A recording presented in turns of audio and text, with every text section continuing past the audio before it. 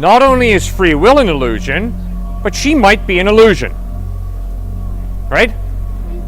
Right? Yeah, she might be an illusion. So she might be an illusion, right? But right about now, I have to make a decision. And the decision I have to make is, does the evidence point to her being an illusion, or does the evidence point to her being there, and I better stop right there? She's probably there. I mean, I Well, agree. you can't prove it, right? Dogmatically to a truth. And the truth that they hold dogmatically to is, all paths lead to heaven. Okay? Now, Muhammad, Jesus Christ, and Moses contradict that dogmatic position. Moses, Muhammad, and Jesus Christ insist there is one true living God. There are not many gods. And then Moses, Muhammad, and Jesus disagree about the way to God. Although Jesus and Moses really didn't disagree, but Jesus adds to what Moses was teaching. Man, my point is, if I say to you that 2 + 2 = 4, not 3 and not 5, I am making a dogmatic truth claim. 2 + 2 = 4. That is called reality. Contradictory ideas cannot both be equally true in the same way at the same time. It's the law of non-contradiction. So, if what you say is true, that every path leads to heaven, then that's a truth claim, right? And if somebody else says 10 paths lead to heaven, that's a truth claim. Not every path leads to it, only 10. And if someone else, like Jesus Christ, says, I am the way, the truth, and the life, no one comes to the Father except through me, that's a truth claim. All these truth claims contradict each other, so they can't all be right. They're either all wrong or one of them's right. Now, the reason that I trust Jesus Christ to speak the truth is because the evidence of the way he lived, taught, died, and rose from the dead points to his credibility. So that's why I trust him to be the way, the truth, and the life. Do you ever contemplate that you could be right? And I mean, because I guess it feels like there's no wiggle room, and not that there needs to be per se, but it does keep a lot of people out. You bet. I don't know how do you reconcile that? You bet. That's a great question, and it's an honor talking with you. Your thoughtfulness, you're amazing. So thank you very much. Do I ever question my beliefs? Ma'am, I have no choice. I have to question my beliefs. I'm a thinking human being. I am convinced that if anybody never questions what they believe, they're basically on the way to being brain dead. So you always have to question what you believe. You always have to ask yourself, gosh, is this right? Is this wrong? In fact, Jesus commands us to do that. In Matthew 7:1, Jesus says, judge not, lest you be judged. He's not talking about suspending your critical thinking, because 14 verses later in Matthew 7:15, he says, watch out for false prophets.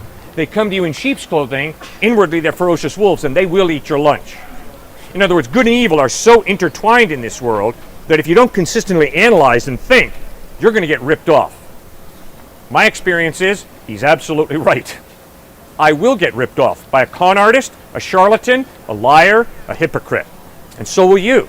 So that's why you better think critically and be skeptical. But you better not be cynical, because a cynic can't trust anybody or anything, because they've been burned so badly. And guess what that leads to? That leads to a life of total loneliness and isolation. I can't trust anybody, because they've hurt me. People have hurt me, so I can't trust anybody here, because they've hurt me. No, don't do that. You've got to learn to trust, but you've got to be skeptical and not trust the wrong person. Otherwise, you will get hurt big time. Does that make any sense? Yeah, I guess but have there been times in your life where you found something that does contradict something? Like, what do you do when you find a contradiction? Because, yes, you have to think critically, but that, you make it sound like you're still coming to the same conclusion, but what if you come to a different conclusion? Or, how do you, I don't know if I'm phrasing it right, but, there have to be moments in your life where things really do challenge your Christian faith. Yes. And challenge those things. Yeah. So how do you reconcile that and let yourself don't know. How do you reconcile that? Besides just critically thinking, but like, You is bet. it just having to kind of go into yourself and really like find what you believe? And if it Right. does conflict with the Christian faith, is that okay?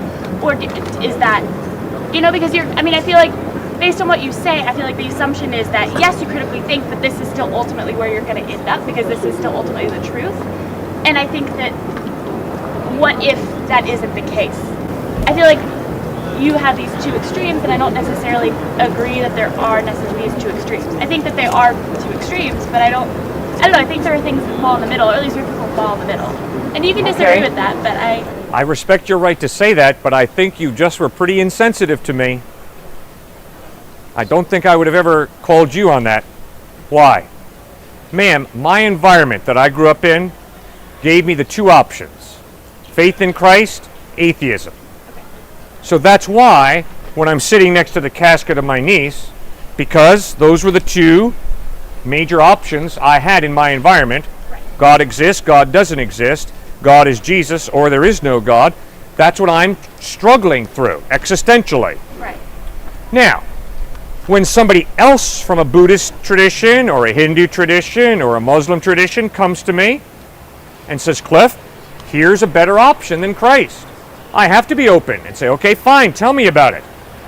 And so after the funeral, weeks after, months after, because I speak on university campuses semi-regularly, I had those other options put before me. And so my question for my Buddhist friend is, what is your solution to my niece being killed in an automobile accident? And when you read the teachings of Siddhartha Gautama Buddha, the solution is very simple. Cut off your desires. Detach. I'm sorry. I find that to be hardening of my heart. I am not going to detach from the suffering in this world. Why? Because I am convinced that is dehumanizing if I just detach. I am convinced there is real good, real evil. That's my experience, my observation. So that's why I cannot follow Siddhartha Gautama Buddha. I have great respect for the man. The way he turned his back on materialism and lived the life of an ascetic, I applaud. But the solution for suffering, to detach, to cut off my desires, I can't believe anybody would. I understand experientially why someone might do that. I'm just going to detach so I don't get hurt so badly. But my point is, gosh, that's dehumanizing. Okay, and I hear that. So, yeah, and I didn't mean to be judgmental. It was more just that's the thought. But I understand that would be a difficult thing to go through, so I'm sorry. No problem, ma'am. And you know something? I know you didn't mean anything by it, okay? But I think that you've been influenced by some people who are not willing to grapple with the exclusivity of all truth claims. You see, like it or not, ma'am, if I stand back and say, all paths lead to heaven, that is an exclusive claim. It's a truth claim. Do you know what it's claiming? It's claiming that the majority of human beings on the planet are wrong. Because the majority of human beings on the planet are either Muslim or Christian. And they don't believe that all paths lead to heaven. Now, I got no problem with that, but I'm trying to point out to you, ma'am, that I think you've been influenced. I don't know this, obviously, because I've never talked with you in depth. But due to what you've got there on your shirt and your line of thinking, just watch out for those folks. You'll find them in many Christian churches who say, all paths lead to heaven because God is love. Well, that is a really incredible truth claim. That's amazingly exclusive. Because it's saying the majority of people on the planet are wrong. Thank you. Thank you, ma'am, so much. Have a good day. You too. Have a great one. I heard you talking a little bit about determinism. Yes. And you laid that down as just a truth that Right. we have free will. Right? Yep. And I want to maybe we can walk down together and look at, let's say if it's not, and just entertain this idea and then see where we get. You bet. So, so we know that what you're hearing right now, what you're seeing all Yes. around you, is really part of your consciousness, right? It's more accurate to say that all of you guys are inside my consciousness, and you're tweaking and pinching my nerves in my brain. as opposed to saying my consciousness is out here, right? And they've run tests which see that, and actually, let me back up a little. And whenever I hear you talk, it's arising from like nothing, like that. And also, if you think about your own thoughts, right? Thoughts, they arise in your head, and you have no control over where they arise from. They just sort of pop up, appear. It's as foreign to me as your voices that just arises also within my consciousness. Yep. And they've run tests which can see that this electrical signaling that's happening in the brain happens moments before you know what's going on. For instance, if I have a button that says yes or no to a simple answer, arbitrary question, right? Then they'll know which button you're going to press before you know what button you're going to press. And so now if we take that idea and sort of expand it outwards, right? Yes. And you're not responsible for what genes you're born in or what environment you're in. Right. Those initial conditions were not your choice. Right. And when you're young, and if you take that like the bottom idea, and then say that you don't choose your initial conditions, don't choose your environment, you can expand that through your entire life. And that's why I think free will is like there's a possibility that it may be an illusion. And so that's why I don't like you just putting it down as a truth claim. You bet. I understand. I got no problem with it. Okay? So free will is an illusion. Not only is free will an illusion, but she might be an illusion. Right? All right? Yeah, she might be an illusion. So she might be an illusion. Right? But right about now, I have to make a decision. And the decision I have to make is, does the evidence point to her being an illusion, or does the evidence point to her being there, and I better stop right there? She's probably there. I mean, I agree. You can't prove it, right? Yeah. So it's possibly an illusion. My point to you is simple, sir. My point is, you can't live that way. You have to make decisions based on evidence. And the evidence is, she is there, so my hand better stop right there. Because if I continue swinging, it's going to lead to pain, a breakdown in our friendship. It's going to be not good. So, let's not live in this la-la land of anything's possible. Yes, I am aware that anything is possible, and it's possible she's not here. I have to live my life based on evidence. And the same thing with free will. Believe it or not, sir, not everybody speaks to me as politely and respectfully as you have, and I appreciate it, okay? And when I'm confronted by a rascal, and there are a few rascals on this campus who come and speak here to me, I have to make a decision. And the decision I have to make is, everything in me wants to basically embarrass the guy. Because he's so illogical and irrational, he's so emotionally biased against Christ, it's a joke. But I got to be careful that I don't do that. I have done it too often. And I have to make a decision to respect the guy, even though I think he's jerking me around, playing games with my head. And it's not an easy decision. So you see, sir, at times I've blown it, and I've been disrespectful and shredded a guy, and all other times I've been respectful. So my experience of life is, I don't have to respect you, and I don't have to disrespect you. I have a free will. That's my experience. Now, if your experience is different, so be it. But guess what? If you tell me you don't have a free will and you whoop up on him, I'm going to grab you and I'm going to say, guess what? You do have a free will. You abuse the free will in whooping up on him, and I'm holding you responsible. So that's why I believe there's a free will. I agree that free will is really important in our society. Like, it's a deterrent, right? And it's a deterrent? What I mean is, it's important to have punishments for someone's actions and hold them accountable for their actions.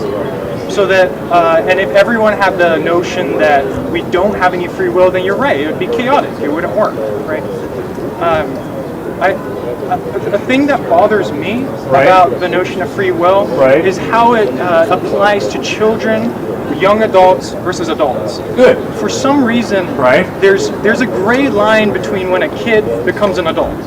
There's not a point where a kid becomes an Bravo. adult, right? Right. And for some reason, if a young child commits a crime, Right. then they're not held to the same standard that an adult is. Exactly. But yet, but the thing is, you sort of say, oh, it wasn't their fault. They grew up this way, and it was their environment. It's like taking a step back from free will and saying, well, it's not really they didn't know any better, right? Yeah. That's why I think that we should take it with a healthy bit of it's important to believe in free will, but also to realize that there's a good chance that a lot of the things that we do in our life are determined by the initial conditions in our environment, and then so we have not as harsh punishments if I got angry and slapped someone. Right. An example for which is, do you guys remember, this is unfortunate, but the shooter on Yes. the air, right? Yep. You bet. They found, he wrote a letter saying, I didn't know why I killed my wife. I don't know why I killed my kids. Right. Someone needs to look into my brain Yeah. to see if anything's wrong with it. Right. Right. And when they did, they found a tumor in a part of his brain Yeah. which was related to self-control. Yeah. And that's vindicating, isn't it? You sort of realize, well, he had a tumor. He couldn't help himself, and so he shouldn't be held as reliable, right? Good. But I posit that every action that I do, whether it might in random urge slap someone, right? It could also be just a tiny tumor in the brain which caused that electrical signal which made me do it. So a healthy bit of thinking about free will may not be as free as we think, and also that people aren't they're totally not free agents, although they are to an extent. That's what I wanted to talk about. And also a funny note I wanted to say is it's weird, the atheist label. I don't understand the atheist label, because atheist is just not believing, right?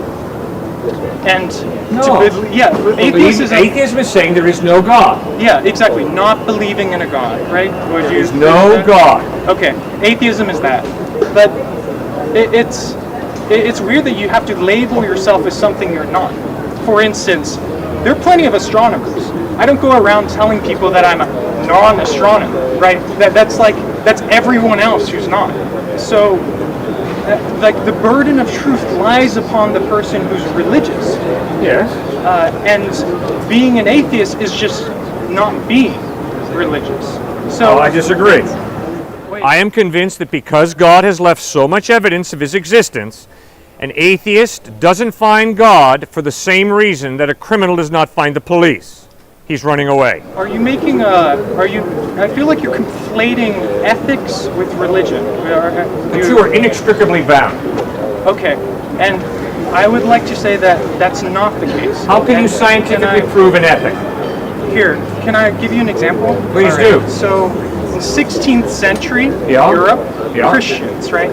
They found there was a custom where they would take cats in a net, and then they'd hang them over a fire and slowly lower the cats into the fire, and they would scream, and then people would find enjoyment out of this. And now it's barbaric. Like, Yeah. how could you do something like that? That's ethically totally unsound, Yeah. right?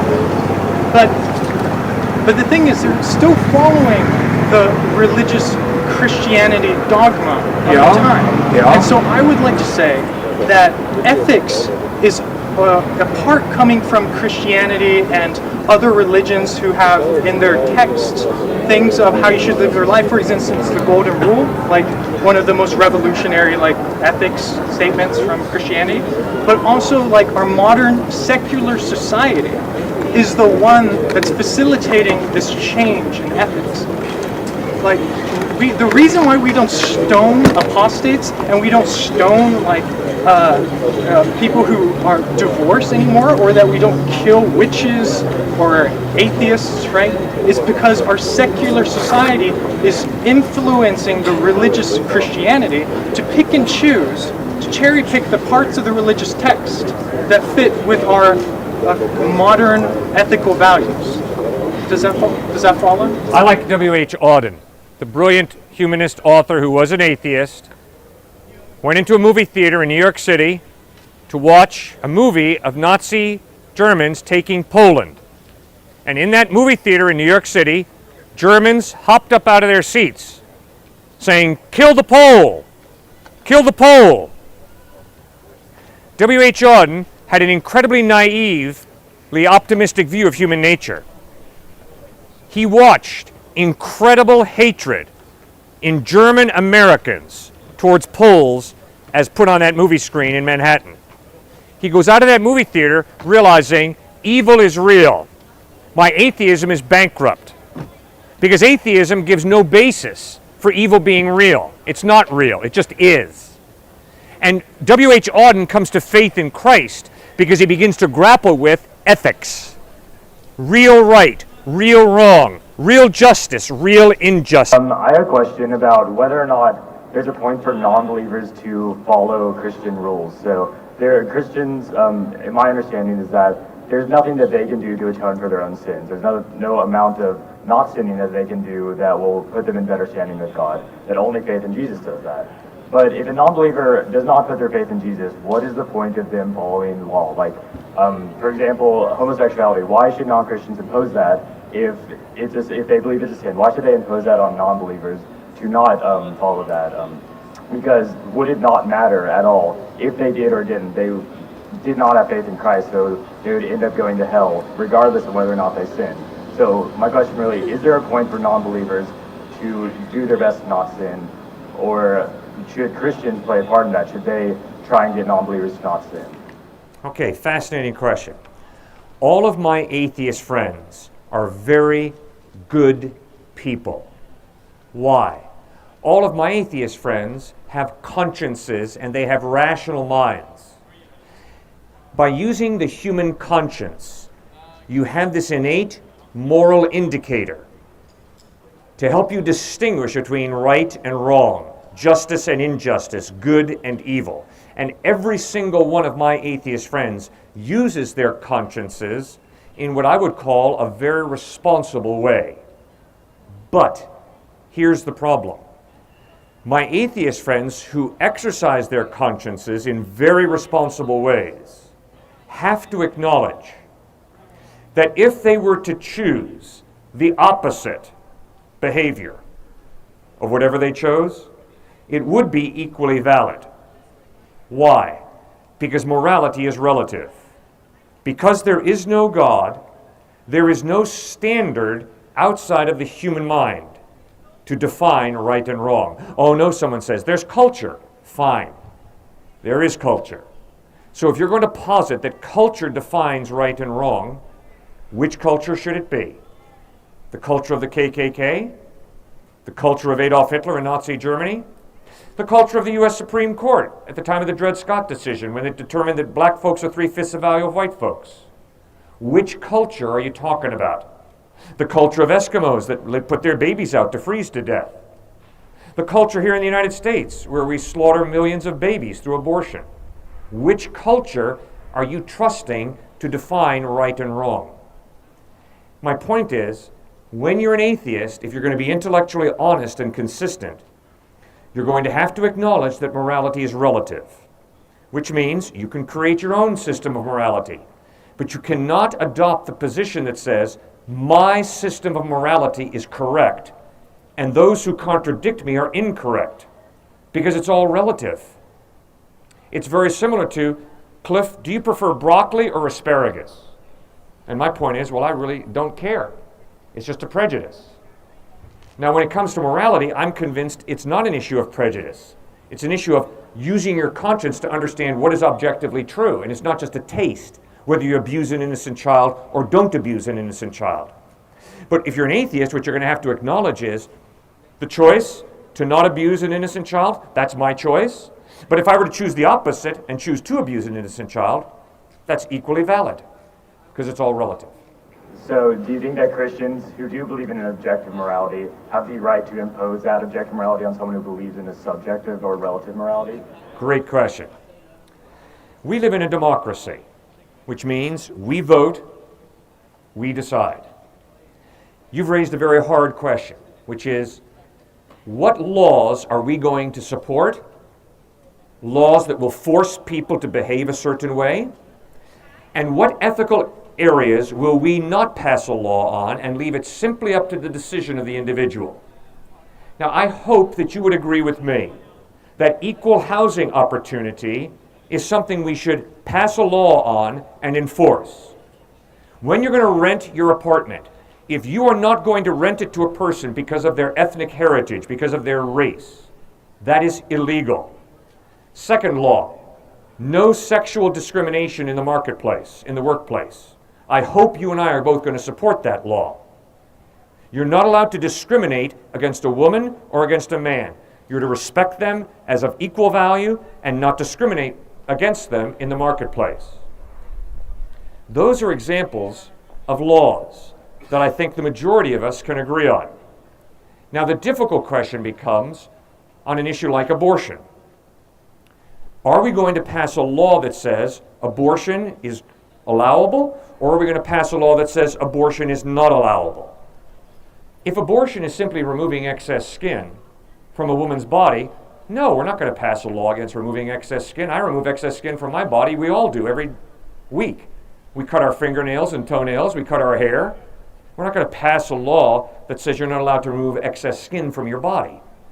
But if that little life in a woman's womb is a human life, not an alligator, not a pig, not a chicken, if it's a human life, then I would understand why an atheist and a theist, a Christian, would seek to pass a law that would stand against terminating a human life. Does that make any sense? Yeah, I think so. I think more of my question was along the lines of whether or not a Christian should ever try and encourage a non-Christian to not sin if there's no point in them not doing that without faith in Christ. So should a Christian ever tell a non-Christian to not go drink or to not have homosexual relationships if they don't have faith in Christ at all? Because would there be a point to that? And if so, why do Christians do that in government? Like, why do they impose their laws on non-Christians if there's no point in terms of sin? Okay, my atheist friends will support laws against sexual discrimination. My atheist friends will support laws against racism because they have consciences and rational minds that inform them that sexual discrimination and racism are absolutely wrong. Therefore, they will get behind laws along with me to outlaw sexual discrimination and racism. But isn't that only because their subjective point of view agrees with your objective point of view? Correct. But in terms of where y'all disagree, where their subjective point of view disagrees with your objective point of view, why is it that your beliefs should impose upon theirs if your belief says that it does not matter what they do because they do not have faith in Christ. Therefore, they are sinners and nothing more. Oh, no. There is no atheist who's just a sinner and nothing more. Atheists are valuable human beings because they're created in the image of God, from my faith perspective. Therefore, I'm going to respect every atheist. I'm going to respect every agnostic. I'm going to respect every human being who is either heterosexual, homosexual, or is into having sex with animals. I still respect a human being, even though I disagree with them. Why do I respect them? Because I'm convinced that human value is not based on lifestyle. Human value comes from the fact that God created you in His image, and God don't make junk. So therefore, I'm going to respect every single human being. I have no option as a follower of Christ.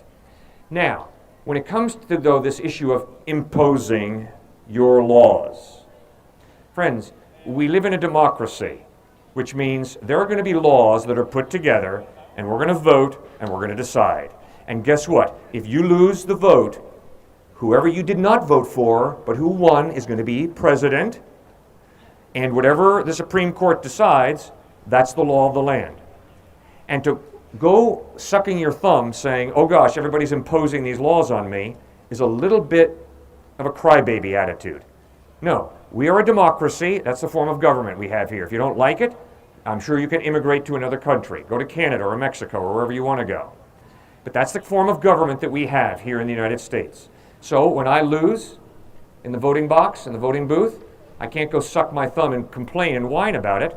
That's the type of government that we have. Now, I better also get off my backside and be involved in the political process and seek to change what I view as wrong. And that is the position of a follower of Christ. Now, let me give you one quick example.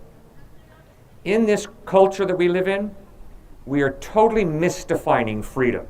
Many of us. Not all of us, but many of us. What I mean is this. I, as an American, celebrate freedom. Freedom is based on the biblical concept that all human beings have value because we all are created in the image of God. We all have a rational mind, and we're to exercise that rational mind. We all have a conscience, and we're to exercise that conscience. Freedom does not mean if you tell me that something's wrong, you are depriving me of freedom. Baloney. If you have an opinion that something is wrong that I do, and you tell me, Cliff, you're doing something wrong, we then will have a dialogue in this culture and disagree. But the idea that freedom means I can do anything and nobody is allowed to contradict me is trash. Trash thinking.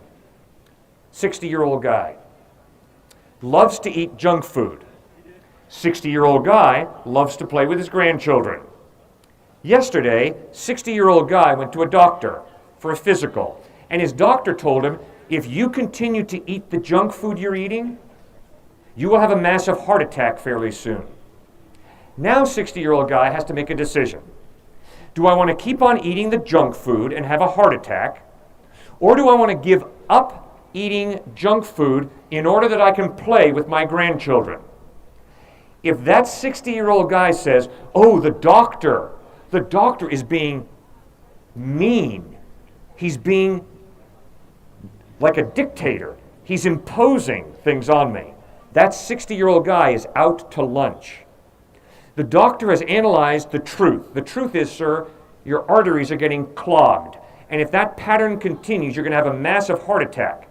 Now you've got to make a decision. Here's reality. And freedom is not saying, I can eat all the junk food I want, and I can play with my grandchildren for the next 20 years. No, sir, you have to make a decision. Okay. So in that metaphor, the Christian would be the doctor who is telling society that these sinful actions are going to destroy them. Is that correct? As is the atheist who says these decisions are going to lead to horrible consequences. Okay. So where does the credibility for the Christian way of life come from then? The fact that a doctor has to go through training in medical school, where was the credibility come from a Christian? Great question. Followers of Christ over the past 2,000 years have been at the forefront of thinking. Thinking. Who's the father of modern astronomy? Galileo, maybe? No. Kepler, thank you. Johann Kepler, the father of modern astronomy, as he's looking out at the stars at night, exclaims, "O God, I am thinking your thoughts after you."